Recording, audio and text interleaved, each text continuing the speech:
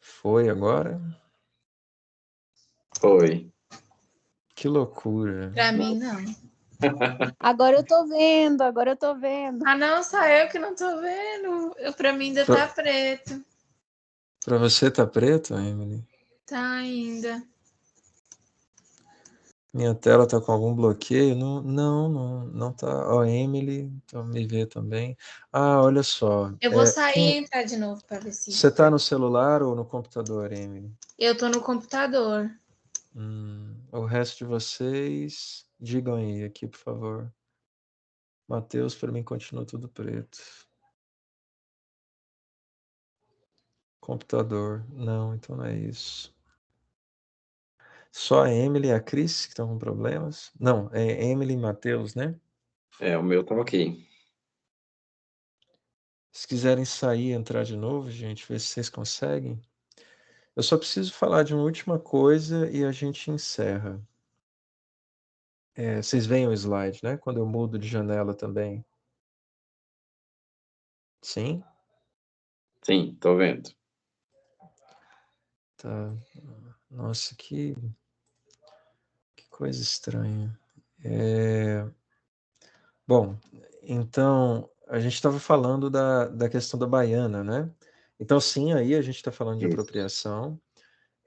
O Murilo trouxe o caso do carnaval. Sim, também é apropriação, porque você está desvinculando, né, o significado original. Aqui é mais complicado, porque a gente não está falando especificamente de uma etnia, né, mas sim de um grupo profissional, né, específico. Mas, da mesma forma, sim, de fato, isso existe quando a gente está falando de apropriação cultural da indústria cultural, né? É como se o lugar da enfermeira, que nunca teve nada a ver com essa figura de sensualidade, não sei o quê, tivesse assumido esse lugar, né? E isso tivesse autorizado, por exemplo, a usar uma fantasia de enfermeira no carnaval, por exemplo, né? Que é justamente aquilo que, obviamente, a Marquezine estava aludindo no momento em que ela colocou a fantasia, né? Cris, se consegue ver, Matheus, Emily, beleza. Mas, que esquisito, gente, estranho demais isso. Bom, última coisa que eu tenho para falar, antes da gente continuar a discussão amanhã, como eu estava dizendo, é essa última perspectiva que é o agenciamento cultural.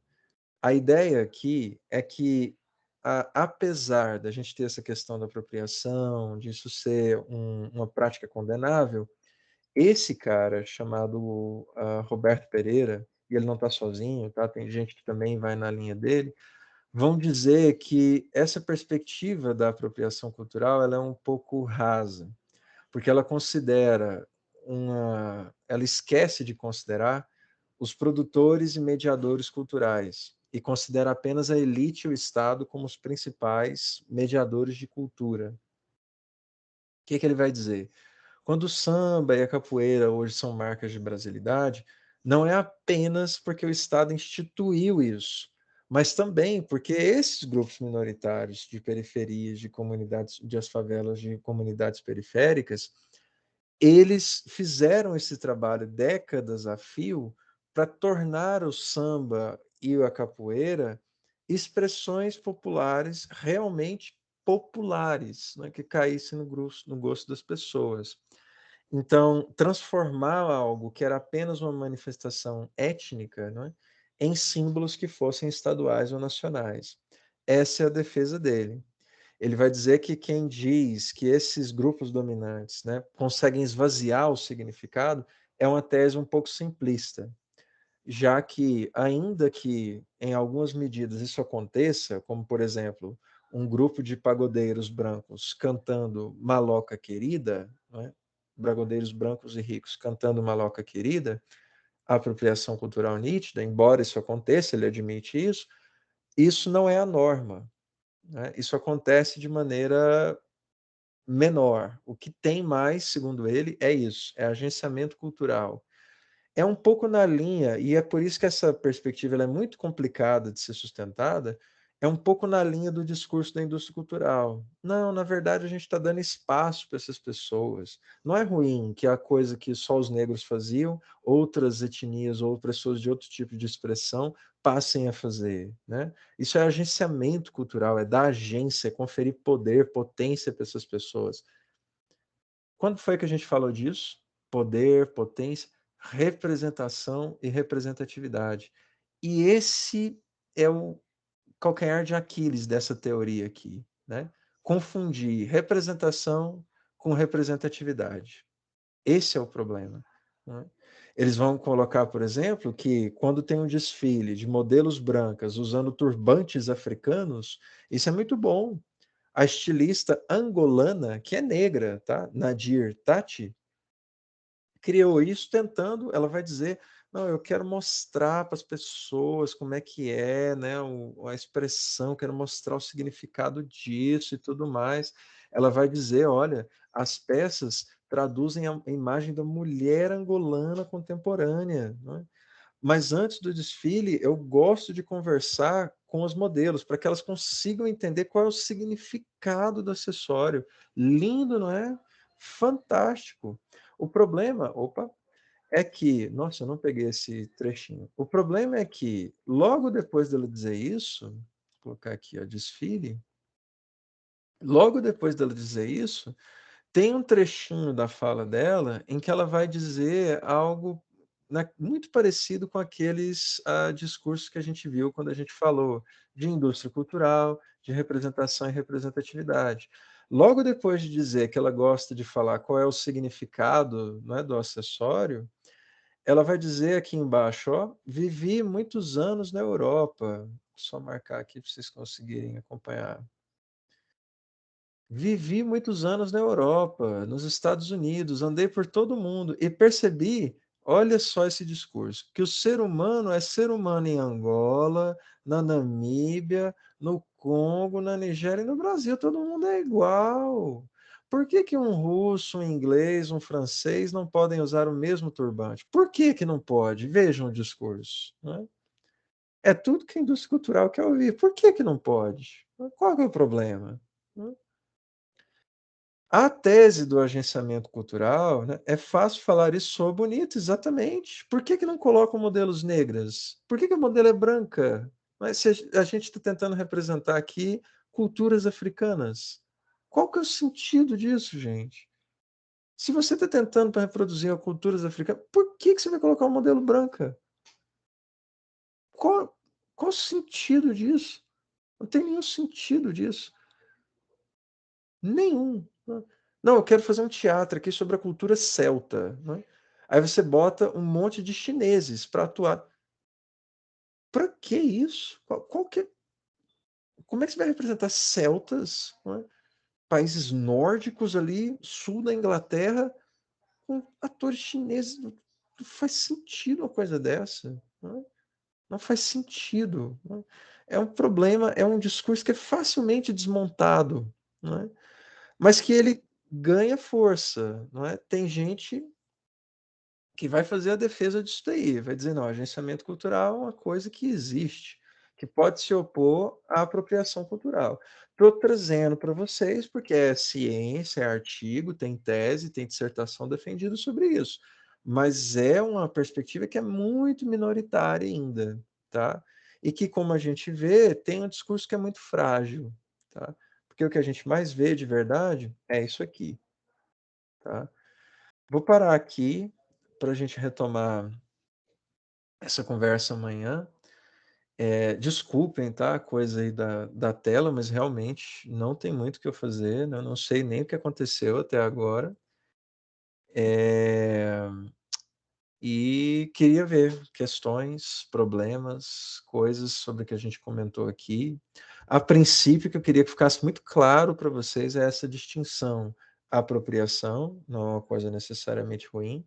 A apropriação cultural, essa sim, é do mal, é muito ruim, não é? É um mecanismo de opressão. E agenciamento cultural, que é tentar ver esse uso de bem cultural alheio como algo não necessariamente negativo. Essa daqui ressalva nela, tá? Asterisco. complicada, não é? É um argumento muito frágil e muito fácil de ser desmontado, certo? Até aí, queria só que tivesse, assim, pelo menos a base dessa distinção ficou clara para vocês. Tá tudo bem? Matheus, ok. Letícia, ok. Mas, bom, beleza. Ainda não sei bem se é algo bom ou ruim. Você diz apropriação cultural?